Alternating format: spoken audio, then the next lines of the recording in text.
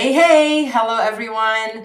Thanks for joining in today's conference on hybrid work. Very interesting subject, and how we can make both office and home work for you. And of course, I'm here. I'm Claire Hayek, founder and CEO of MSP Team Building and leadership expert, and I'm joined by the lovely Claude-Hélène Laurin. She's a hybrid work specialist. Hi, Claude-Hélène. How are you? Hi, Claire. Thank you for having me. I'm great. Thank you. Yes, it's a really pleasure to have you.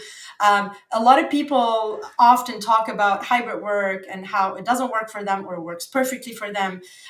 There's a lot of opinions on that. So today we're going to be talking about this and tackling on some of the questions that we often receive or people comment on with feedback when it comes to hybrid work. So really excited as I find this subject very, very relevant, especially in the setup in a hybrid workspace and how we can better productivity, focus, and mental health.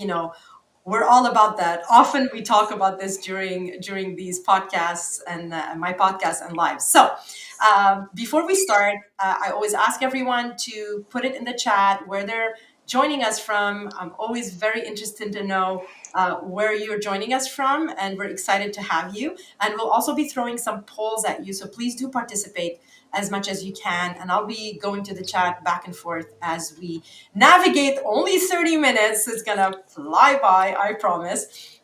So again, put in the chat where you're joining us from. I'm here from Lorraine, Quebec. Claude-Hélène, actually you're Saint-Hyacinthe. in Saint-Hyacinthe. That's awesome. That's awesome. And so again, let us know where you're joining us from and do participate. We want this to be very interactive. And let's, I guess, dive right in. I guess the main thing, like I already said, a lot of people find it challenging to juggle hybrid work. One day, 2 days out of the week, you're in the office, or 3 days out of the week, depending on what formula you go for. And it's kind of hard to change environments and find focus and deal with distractions and managing your energy level, because those elements vary whether you're in the office or you're working from home. Claude-Hélène, I guess the main question for you that I want to start with is, in your experience, what are the biggest productivity and well-being challenges in hybrid work setups? That's an excellent question to start with, Claire. First, if I may, I would like to talk about the blurring phenomenon. So, a phenomenon that existed before the pandemic, but increased during the pandemic. So, the blurring happens when there's no more boundaries between personal life and work. So, whether you're going to the office or working from home, it's when you never switch off. And the number one enemy is here. So, people tend to carry work around the house. So, instead of switching off, relaxing on the sofa, for example, in the evening, they will check their emails. We have discovered that the work days have been increasing since the pandemic. People are taking their emails earlier in the morning while they're supposed to be sipping their coffee and having breakfast and relaxing, preparing for their work day, but they've already started working. And the day is also getting later and later. They're checking their emails very late at night. So this phenomenon, it's super important to realize that there are consequences, very grave consequences on stress, anxiety, and the worst case scenario is burnout. So it's important, I think, for leaders and employers to remind their employees to switch off in the evening and remind them of the policy and their there's expectations according to email. So this is one thing. And of course, the basics, in order to help create those boundaries and frontier, is having a separate workspace at home. But then the trick, it's not only to have the space, it's to respect those boundaries. And again, like I mentioned, not carry work around your home, and have dedicated space for work, dedicated space for relaxation at night. And why not think about no cell phone policy, like the sofa, for example, or the kitchen table, and no cell phone, just to make sure that your brain relaxes and you get to switch off. And then obviously the key there is to respect those boundaries, because this is the biggest challenge that we see right now. Whether you're working from home or going to the office, it's never to switching off. So you're always on, sort of, Right. you're not relaxing, and it's hard in the next morning to be fully engaged in your work if you didn't get the chance to relax and recharge fully your batteries. So Yeah. this is a big trap, actually. I really agree with the whole boundary thing. Of course, it's something that you think it's obvious, but I think a lot of people have to practice that because we're living more and more post COVID. I find things change a lot because work was brought home full time, and that Yeah. was not always a thing. And people could clock off, but now it's very gray area. And I just want to add something. I think it's also very important for the leaders to walk the talk and lead by Mm. example and clock off Yes, themselves. Because if they're of course. sending emails and messages late at night, then maybe the employee feels that they have to reply. And I'm going to give my example. Sometimes I'm bombarded in meetings all day and I don't get to do the work. And we actually use Telegram, and I often send a lot of messages at night. Although I'm guilty of that, my team does know that I don't expect them to That's answer those messages. But even further, what I like about Telegram, even I think WhatsApp or Slack, is that you can schedule send these messages the following day. Oh, that's wonderful. Yeah, even though even if you're sending it at night and they feel that you're not I don't have to reply. She said it's okay to reply the next day. Just getting them is a bit stressful on them, and I'm guilty of that. I need to apply the schedule send more often and make that extra effort that they only get it in the morning. But there's tools basically to help us through it. But it's the leaders as well. It's not only one way, right? Totally agree. And it's to develop that discipline to respect those boundaries then in terms of time and space. So I mentioned bringing work into the personal space, but same goes if you want to be fully productive. Don't bring personal task or chores inside your professional zone or space. For Mm, example, I said develop the discipline of answering emails in your workspace at home. But same goes if you want to book a dentist appointment, for example. Well, get out of your office, because your office is a dedicated space for your professional life. So it's just developing those new reflexes and respecting those boundaries. Something interesting about workspace, and to see your workspace differently with a new set of eyes. There's Sonia Lupien who's a neuroscientist, who talks about deep work and light work. Deep work is when you fully engage, you are 100% concentrated. This is the work you want to do for your special projects, let's say, important projects for the company, the projects you've been hired for, versus surface work. Light work is like answering emails or participating into a Teams meeting. This is light work. You don't need 100% focus for that. And then I think what's interesting, if you want to be productive, to find a setup at home for deep work. For example, there is those sit and stand desk. Why not considering sitting to do your deep work, to be fully focused, mhm. and then try to stand up to answer emails or to participate into Zoom or Teams meeting? So think differently. This is what we do in the office. We change. We have meetings in the conference room. We Right. have meetings in our, in different areas. So why not rethink inside your professional area or your office at home, different setups for different types of work. So this makes it interesting. And for the brain, it makes it much easier to become productive. So if you always sit down to do deep work, then it's easier for the brain to switch and say, oh, we need to be fully focused. This is important. This is not light work. And again, those L-shaped desk, you can do deep work in one section and do your light work in another section.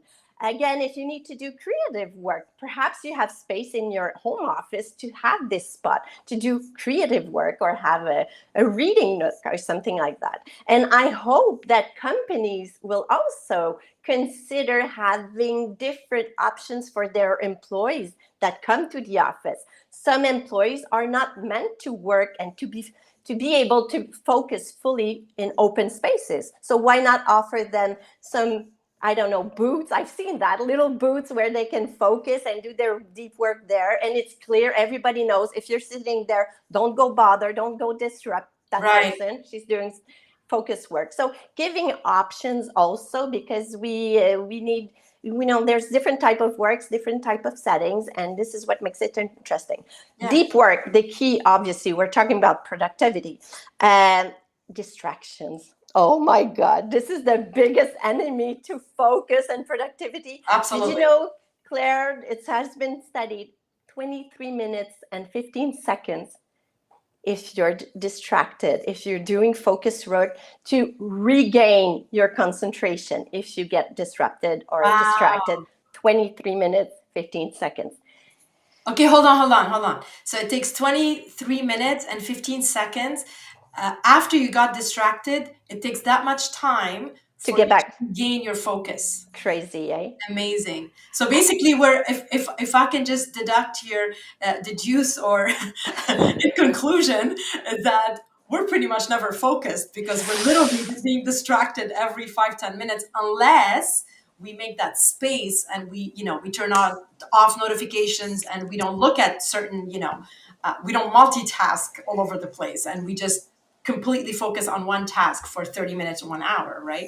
Exactly. And again, I think it's good for employers knowing the statistics, for Yeah. employers or leaders to tell their employees, if you're doing deep work, we're good if you're not answering your emails during 1 hour or 2 hours because you're contributing to the success of the company. You're doing your job. You're Right. doing the job you're supposed to be paid for. Right. And this decreases, of course, stress. If you're advancing on your projects and you're fully focused, fully engaged, not distracted, not disrupted, then of course, you're more productive and everybody wins at this. So again, distractions can be from home or in the office also. So this is just to name it and to be conscious of what's happening and to try at home to talk to family members and make sure Right. they know you're doing focus work, deep work, and in the company also when you're in the office to have options for employees to be able to do that deep work without being Distracted. Great. So distracted.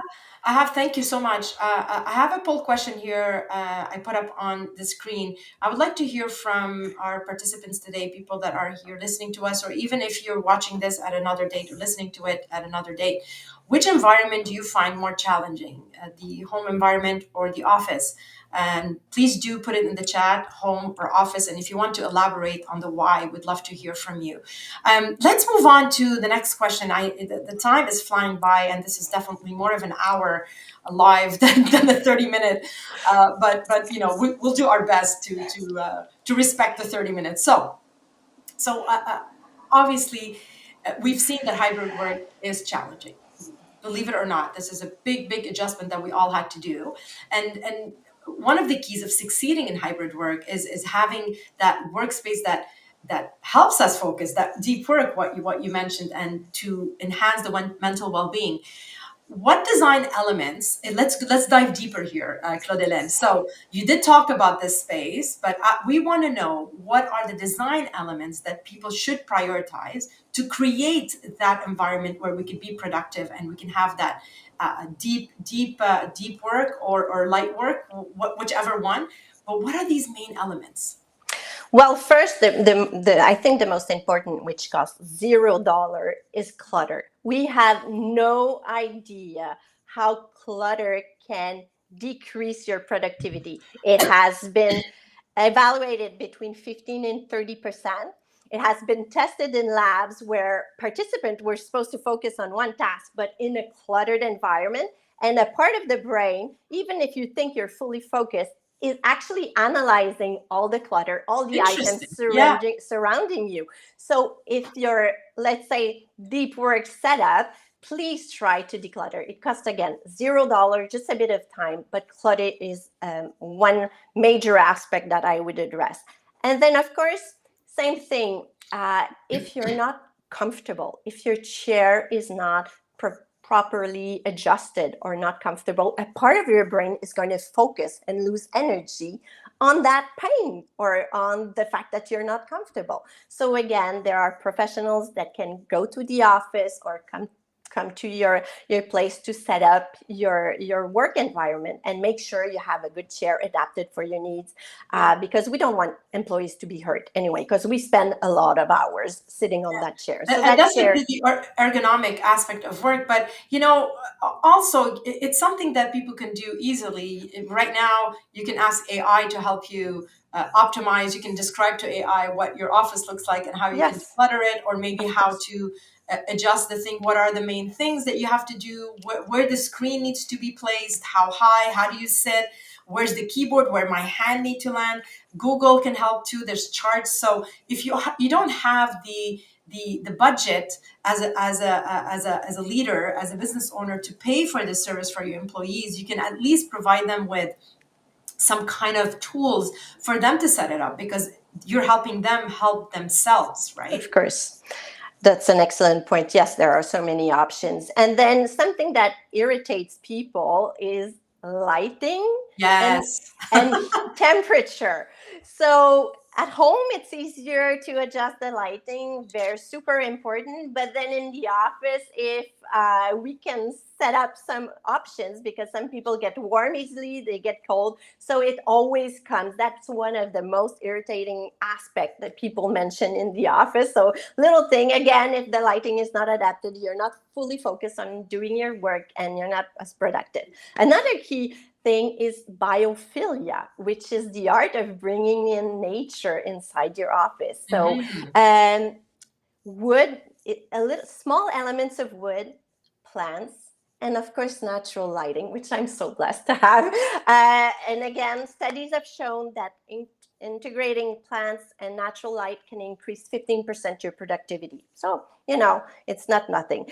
Again, colors, you can play with colors. A big no is gray. Apparently a study has showed that gray is like fog, so it fogs your brain. They say it's harder for people to make good, clear decision fast in a gray environment. So Interesting. try This is to very interesting, stay Claudine, away from because gray. we all know that a lot It of was a, offices are gray. I I mean, know. I worked for 20 plus years in offices before I went to hybrid and like fully remote now. Mhm. And often, there was cubicles back in the day. It was gray, and we're always freezing. Women were always freezing. I'm being very specific because our body temperature is not the same as men. And apparently there's a study that designs in HVAC, in buildings, and building engineering, are based on statistics and averages for body temperature based on men and not on women. And there's a whole movement now on that, because it should be somewhere in between, again, Yeah, of course. gender equality here. But all this to say that I think I'm glad to hear this, because at least we're talking about this. It really explains a lot of stuff now. Looking back, going, I see. There's space for improvement, let's say, Yeah, and but if if we I don't know about it, then no, how can we improve it? We might just complain and put all our energy on complaining, but not knowing how to change it. Besides just bringing a sweater or a little heater, or wearing thick socks and all that, or maybe somebody that is have high body temperatures, are always hot. How do you do, like, how many layers can you peel off before you're naked? So it's extremely interesting, actually, that we're talking about it. This is the whole point of this important. conference today, Mm, is to be able to talk about the elephant in the room and yeah, the little details that really make a big difference in productivity huge. and focus. So Exactly. yes, yeah. Yes, and we just want our employees to be full of energy, not lose that energy, not being comfortable or not being well. So, yeah, very important. And if I can add just another Of detail, course. also, don't forget in your home space or your office to integrate joyful decoration elements, to inspire you, to motivate you, to remember why you're doing the job you're doing. So not clutter, but little elements that were chosen and right elements to support you and to Yeah. help you. I have my plant right here. That's my Yes, buddy. And actually, you probably can't see the rest of my office, but I have another plant on the right, another one by the window. love These are my it. buddies. They really help me, detoxify the air in the office, but at the same time, just like, bringing nature in for Yes. me Mhm. personally, that really helps me just focus in a way, just makes it more lively. And True. light is extremely important. Like you said, Mike, I'm very jealous of your lighting right now. And it's Very lucky. And then you awesome. can't see my plant, but I have a plant. And yes, so it's little elements. And again, it's a way of choosing and picking your space if you can. This is why I picked this space for my home office. It's tiny, tiny, but very efficient. And There I you think, go. So it's yeah, not about having a lot of space. It's about having the right design, the right space, the right elements, even if you have a exactly. small room, that makes a whole difference from what I see. But here's a poll question for everyone. What's your biggest challenge in hybrid work? Distractions, comfort, or focus? We really want to know what you think. Please do share it in the chat, and I'll be addressing the chat just a little bit later. As well as if you have any questions, do put them in the chat. We'll be bringing those up for Claude Hélène to answer before we wrap this up. Again, we have about 10 minutes left. So, moving on to the last question for today. We know that working in hybrid, so whether you're working from home or whether you're working from the office, can affect mental well-being. Mm. Just the stress of having to go to the office. It wasn't even a thing before. Now it's stressful because we had the chance to experience working from home and how True, pleasant it was, or for true. some people, very unpleasant, right? I mean, we can't go on one end. Some people hated it and some people loved it, right? So Mhm. just going from one to the other could be stressful and could have an impact on our mental well-being. So, how can leaders and employees maintain that mental health while balancing the expectations of hybrid work? Some people have to drive for an hour. Some people have to take the train. They don't want to take the train. They have to rush out of the office to get back home, and vice versa. So Mhm. how can we maintain that mental health and balance it out? Excellent question again. And you've just mentioned the train and the commuting. Funny enough, Claire, the thing that people missed the most when the pandemic started was commuting, because this is how we are made. We need a clear transition between work and home, and vice versa in the morning between personal life and work. So we Yeah, need sort of that buffer time and space to shut down and to send a clear message to the brain: we're driving home, the workday is over. And this is a real opportunity. This is what, and this has been studied. Driving or being on a train is an opportunity to disconnect. So while you're driving, you're focused on the road, but you are not working, which right, is one of the challenge. If you're home and you're working from home, you don't, if you don't give your chance or a space and time to truly disconnect and mark the beginning of your day and the end of your work day. This is where, well, exactly what I've mentioned when we started, the blurring, and then you get tired, you don't right, disconnect properly. right, So you really need this transition, even if you're working from home. And one advice that I give is try to keep the same morning routine, whether you're driving to the office or staying at home. Keep that same routine, because for sleep, we're supposed to go to bed at the same time and wake up at the same time to keep our cycle. And then keep the same routine, but then the mornings that you stay at home, this is like bonus time. The time that you commute is right, bonus time to take care of yourself, whether it's to squeeze in a training that you don't never have time to do. Is it to do a yoga session? Is it to go for a walk and listen to a podcast? Again, reading. People always say, oh, I read at night right before I go to bed, but I only get to read 1 or 2 pages. Why not try it in the morning? right. It can be work related or totally personal, but how about using this so important bonus time to take care of yourself. And one thing to add here is, as I speak to a lot of clients, and the realities are not what it used to be when it comes to commuting. Right now, a lot of organizations, what they're doing is they're allowing flexibility in what time you actually show up at the Mhm. office. So if you have to do the commute and waste an hour and a half in traffic, you don't have to do that anymore. So people get up, let's say at 8. They tackle on some emails. They start their day at 8, knowing that at 10:30, then they're going to be disconnecting. So they show up at 10:30. Maybe it's a 20-minute or 30-minute ride, a non-stressful ride because now there's no traffic. So they're being more efficient with their time. But what you're saying is basically applies to that. But all I wanted to add is, from what I've learned, and I was very surprised about this, that it's way more flexible now, and leaving earlier. If you're, let's say, really outside of the city, and you don't have a way to take the train and disconnect, and you have to drive and you hate driving in traffic, a lot of employers, and thank God, are accommodating that. And I think that's a great way to recognize the team and recognize your people, because recognition is not only monetary, it's also No. allowing that flexibility and investing in people's mental health, as simple as allowing them to come in at a certain time that is not official time of work, when the work starts, right? Yeah, love it, and I hope a lot of companies can get inspired by this and do it.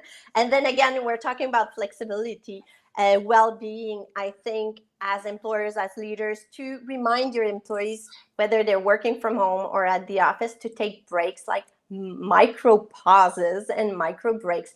These, for some people, it's still counterintuitive to take breaks, but this is the key to productivity. We need to recharge our batteries. You need your brain to rest. So just challenge yourself. If you don't take any breaks during the day or just at lunchtime, just challenge yourself to squeeze in one, per day, and one in the morning, one in the afternoon in a couple of weeks. So try to incorporate breaks. And again, for companies to remind their employees to take breaks. And when they come in the office, to encourage them to take breaks and to, Yeah.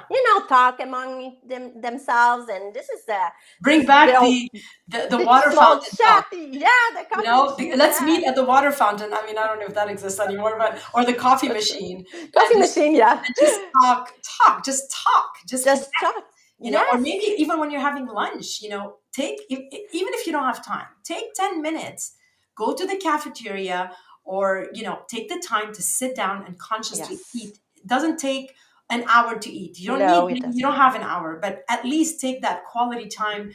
Don't eat in front of your desk and work and all that. Yeah, for And sure. again, for the brain to rest and to re-engage when you're back in front of your computer, you need that break anyway. And of course, I think working from home has its advantages. So if you have the energy level fluctuates throughout the day, so if you're at home and you have that flexibility, if you need that power nap, take that 20-minute power nap if you I love can. that. Yes. And if it's in the morning that you need it, you take it in the morning. If it's just right after lunch, and I hope to see more and more in companies those relaxation lounges. So Yes.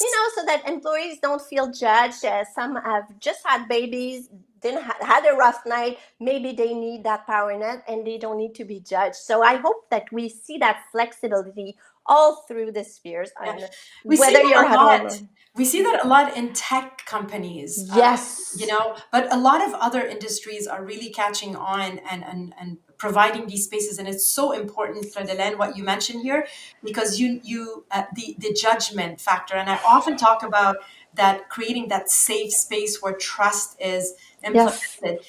If you're not trusting your employees that they know what's best for them, but they're not taking advantage of what you're offering them, if there's no trust, I don't know why they're working for you. And if you're not providing that safe space, and stop micromanaging everything, then what are we doing otherwise, right? It's very important to provide the ability to let them just say, by the way, I did this yesterday with my team. I needed to take a walk, and I wanted to go for a run. I didn't get to do it in the morning, and I really said I need to do it.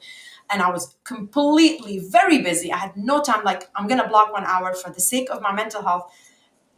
Even as a boss, it's not because I have a better options than them. They could do that as well, and they know it.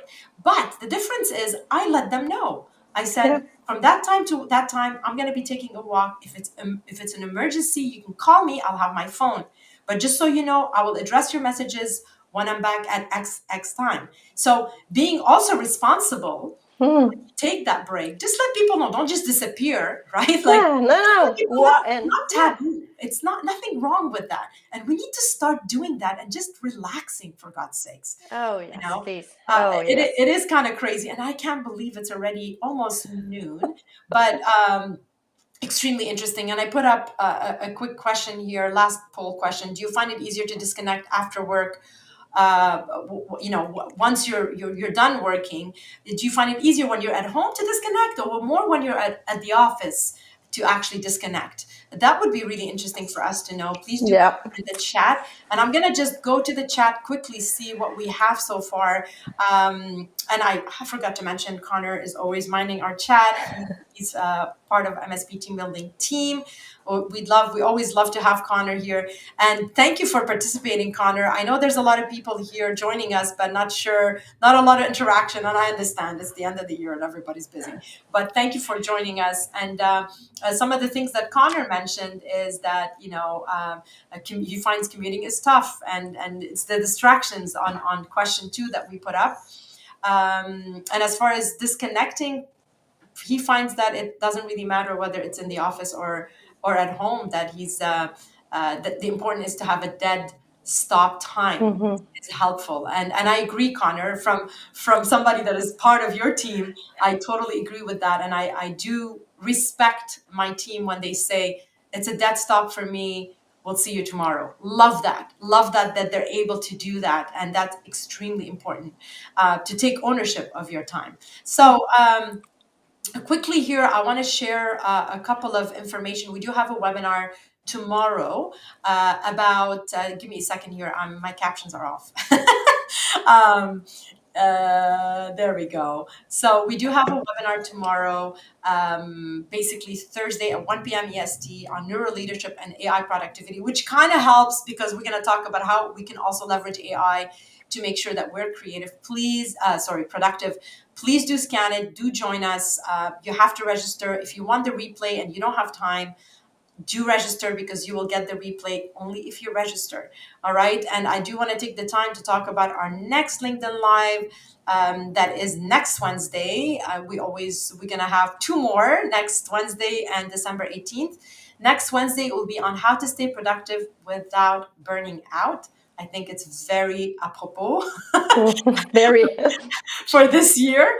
And finally, I do want to give you a couple of minutes here to see if we have any other questions. And at the same time, let you know that if you want to know a bit more information about hybrid work, how we can improve our hybrid work experience and make our workspace more productive, any information that Claude Hélène can provide us, please put in the chat hybrid, the word hybrid, and we'll get back to you for more information.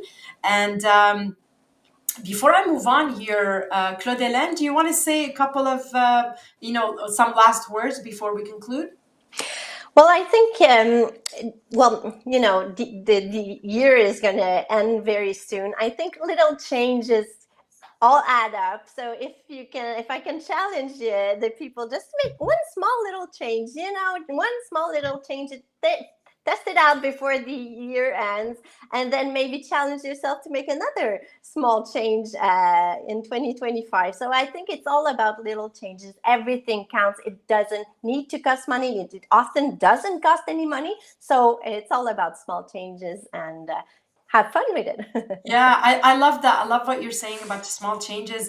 Actually, we're going to be tackling this on in our webinar, and we have a masterclass coming up in January. We're going to talk about how do we make changes and hold on to them. And we're going to, we're pretty much merging neuroscience and neuroscience tools that will help people retrain their brain, because it's, you know how it is, everybody's excited to start the year and go to the gym and make changes, and we're all motivated, and then I don't know what happens a month later and everybody drops out, you know. So we're going to be sharing these tools tomorrow, and some tools tomorrow, because we only have an hour and a half, but in the masterclass in January we're going to have a whole session on that, so we could be productive and happy and take care of ourselves and make it sustainable throughout the year, and how to hack our brain in order to help us. So, Claude Hélène, thank you so much for joining us today and providing all these gold nuggets. This is exciting and very important subject to talk about that often I find people don't look at and take for granted. So I'm glad we are shedding a light on the necessity to look at your work environment. And we have an expert right here